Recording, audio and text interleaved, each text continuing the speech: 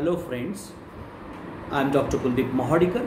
So I am presenting in this video my second chapter, English and Scottish Chaucerian, from my series from the chapters of History of English Literature. It is said that the 15th century is the barren century. So friends, for more than 100 years after the death of Chaucer, there was steep decline both qualitatively and quantitatively in the literary productions of England. It was a barren period. This is the only great Sahara in our literature for the majority of readers for whom English poetry begins with Chaucer. It is also described as period disinherited of literature. The greater part of the verse or the poetry of this period is imitative and therefore lifeless, and prose writing is thin in quality and quantity. The poverty of the literary output during this period is hard to explain, but some causes have been indicated. Literature is one of the arts of peace. It requires atmosphere of calm and quiet atmosphere that is conducive to meditation. But 15th century was anything but peaceful. The 100 Years' War, the Wars of the Roses, the Jacket Rebellion and the Reformation shook the nation to its very foundation. These wars and unrest created a violent commotion that prevented any literary growth. The turmoil absorbed the attention of the best mind, and in the Wars of the Roses, many noblemen who had previously been patrons of the art were killed. Thus, there was little enough to inspire and much to suppress literary activity. Chaucer's outstanding greatness as a poet acted as a check on his successors. They acknowledged him as their master, but when they tried to imitate him, they faltered, fumbled, and floundered. This is evident from most of his imitators. Chaucer proved to be too difficult a model to follow. His genius carried him so far towards the modern spirit in literature that his successors spent a whole century panting and toiling after him, but in vain. One of the reasons why they failed was the sudden change in English language regarding rapid disinflection. The revival of learning also put a check on the immediate growth of English literature.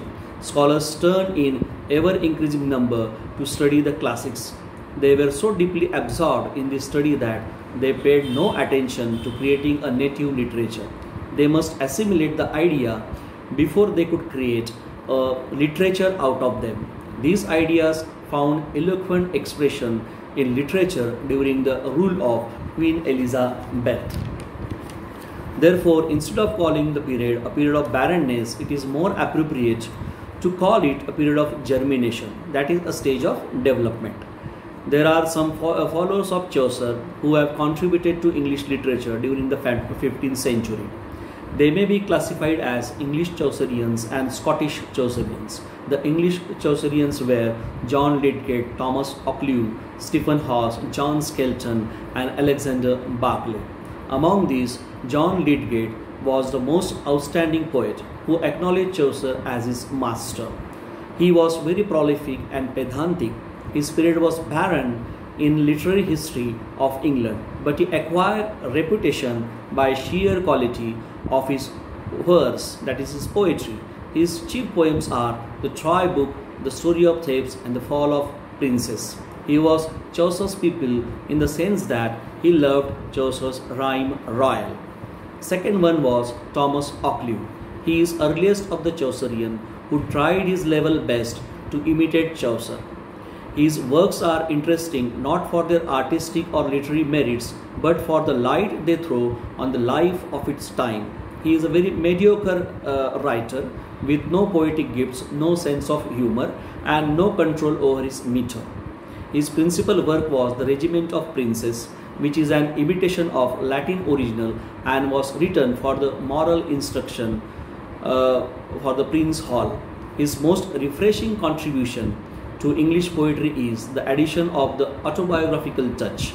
A.C. Ward calls him, I quote, one of England's earliest biographers. He also wrote Letter of Cupid, Compton Rickett says, I quote, there is no duller dog in literature than Hawkley. I unquote. Then third one is Stephen Hawes, was the third of English Chaucerians and disciple of Lydgate. He was drearily scholastic and didactic. His main contribution to development of English literature is the development of allegorical romances. This is shown in The Pastime of Pleasure. Is another work, Example of Virtue, which influences Spenser. Then the fourth one is John Skelton. He is known for his satire. His verses are rough and unmusical. His main works include Garland of Laurel, Why Come You Not to Quote, and Philip Sparrow, a beautiful poem on a girl whose pet bird killed by a cat. Then the fifth one is Alexander Barclay. His most important poem, The Ship of Fools, represents a new type of allegory. The figures in the poem are sharply satirized portraits of various kinds of foolish men. However, he was the first poet to choose German subject.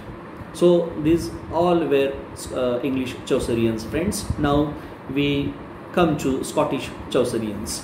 It is strange that Chaucer's greatest disciples were Scots and not the Englishmen. While Occleve and Lydgate tried to imitate unsuccessfully the spirit of Chaucer, King James I, Robert Henryson, William Dunbar, and Gavin Douglas caught much of his spirit in their works. So among these first Scottish Chaucerian that I am going to deal is James I. Knowledge of Chaucer was acquired by James I during the 20 years of his honourable captivity in England. When he returned to Scotland, he introduced Chaucer to his subjects. His beautiful work, The King's Squire, is an allegorical romance for which the Chaucerian stanza was used. He mixes much allegory with reality.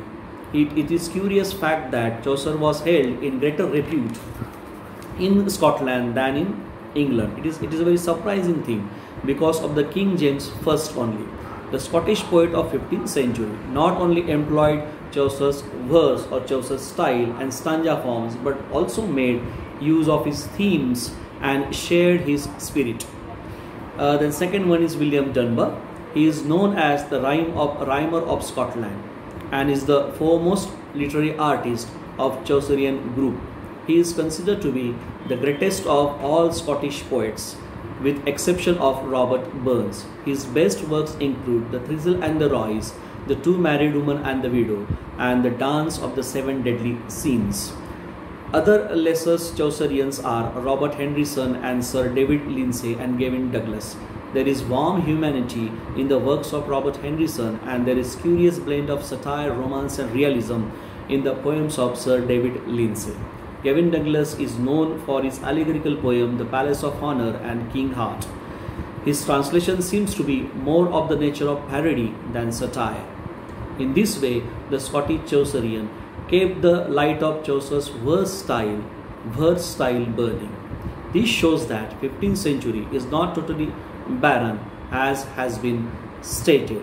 So this was all, friends, on Scottish and English Chaucerian and how 15th century is not a barren condition. It was not in a barren condition, friends.